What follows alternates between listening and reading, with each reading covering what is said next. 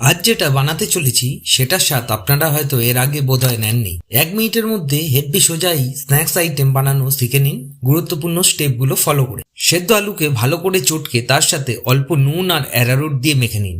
Do যতক্ষণ না হাত থেকে ছেড়ে যাচ্ছে ততক্ষণ। এরপর ফিলিং বানিয়ে নেব।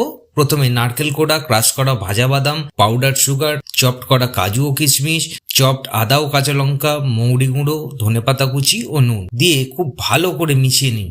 তারপর গ্রেটেড আলু অ্যাড করে দিন ও মেখে নিন যাতে আটোসাটো হয়ে যায় ফিলিংটি। এটা কোন রাজ্যের জনপ্রিয় খাবার আপনারা কেউ বলতে পারবেন?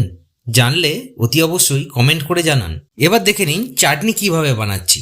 মিক্সিং জারে ভাজা বাদাম, নারকেল কোড়া, কাঁচা লঙ্কা, ধনেপাতা, আদা, গোটা জিরে, নুন ও লেবুর রস দিয়ে ভোঁ করে একবার ঘুরিয়ে দিন। ব্যাস তৈরি সুস্বাদু একটি চাটনি। এবার তাওয়াতে সাদা তেল আর ঘি দিয়ে ডো থেকে ছোট ছোট বল কেটে ফিলিং ভরে টিক্কির মতো শেপ দিন আর কড়া করে ভেজে তুলে নিন। নিত্য নতুন রেসিপি পেতে ফলো অথবা সাবস্ক্রাইব বাটন চেপে দিন।